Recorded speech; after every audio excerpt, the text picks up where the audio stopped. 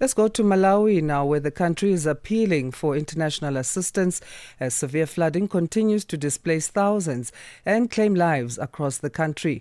At least 40 people have died, with critical infrastructure damaged and communities cut off, worsening an already fragile humanitarian situation.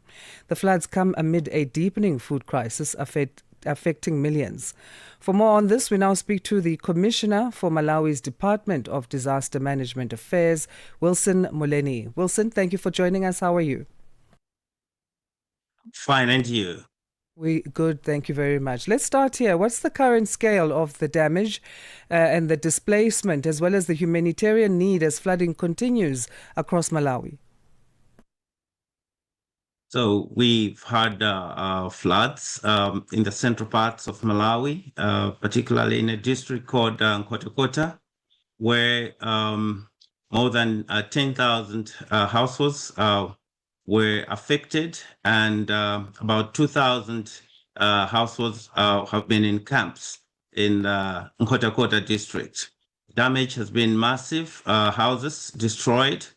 Bridges were destroyed. They've just been restored, and cropland, huge area of cropland, more than 5,000 hectares of cropland has been damaged. How is the damage impacting rescue efforts, and whether or not you are able to reach people in those districts that are mostly affected? We're in a phase where these disasters happened actually at the end of December. So rescue, we are past rescue, and we currently decommissioning camps. Most of them have been decommissioned because we had 2,000 families in camps. But then we are in early recovery phase where the needs are big for the people. People need to return to places that are safe. Food is still needed. We must, but most importantly, at this point, are family tents, because most of the houses have been destroyed. So, what is the immediate support then that Malawi is seeking from international partners as part of making sure that rescue efforts are increased? You mentioned food is needed. People have lost their homes, so tents are also needed. Yes, indeed. So those are the immediate needs. The food, and these people will take a bit of time to recover. So we need to support them with food for the next 3 months, and then the tents.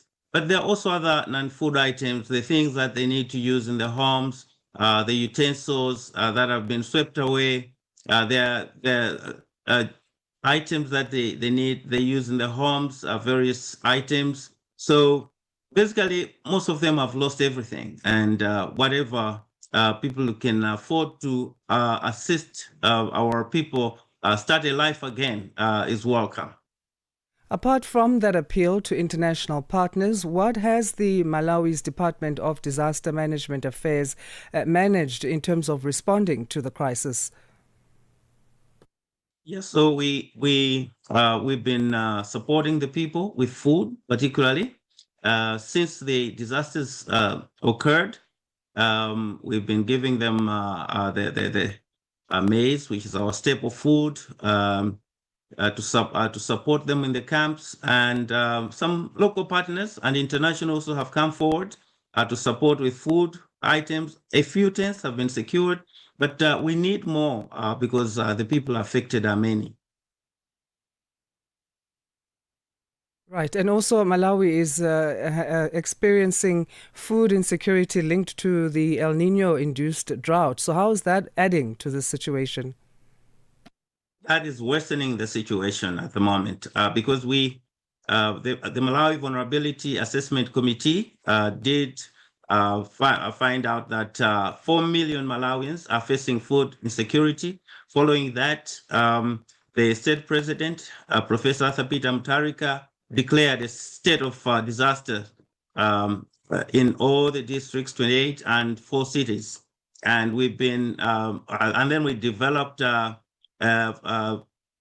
lean season food insecurity response program, and we've been distributing food every month to those that have been affected by this food insecurity. It's also a massive program with a gap of about $50 million at the moment. But we have secured some partners that are already supporting that program, and it's on track. What about farming communities? I know you mentioned certain districts. I don't know if those will constitute some of those farming communities who obviously are a very big part of Malawi's economic activity. How are they affected? The farming communities, particularly in areas that have been flooded, have been affected. They've lost the crops that they planted, and they've had to replant, and the rains don't come for a long period. So most likely these people are going to face another cycle of food insecurity because they've planted late. Some of them will not do any farming activities at all because they've just gotten out of camps. Some are still in camps. So we are seeing the food insecurity repeating itself in most parts of the country, particularly those that have been affected by floods. Moving forward, how prepared is the country then to deal with these repeated climate-related disasters? There's also a lingering impact of Cyclone Freddy. Yes, we had not yet recovered from Cyclone Idai effects when Cyclone Freddy hit the country, and we haven't recovered from Cyclone Freddy, and then we're also seeing these disasters. So climate change is hitting us badly as a country, and in terms of preparedness, we are working on resilience programs, particularly to deal with food insecurity, the irrigation, to ensure that the food security is dealt with, particularly because most of our farmers are depending on rain-fed agriculture. So we want to promote more of irrigation farming and flooded areas. We're also working with partners to have dikes across rivers. Some dikes have been built. But more importantly, we have strengthened our laws around disaster risk management. We have the Disaster Risk Management Act 2023 that discourages people from building in places that are prone to disasters, and some enforcement that is required. But we are working with partners on various resilience programs. Right. Wilson, we'll leave it there for now. Thanks again for your time. I appreciate it. Thank you for giving me this opportunity. Great. Yeah. Wilson Moleni is from the Malawi's Department of Disaster Management Affairs. He's commissioner there. Time for news headlines now. Good morning to Onele Nzinzi.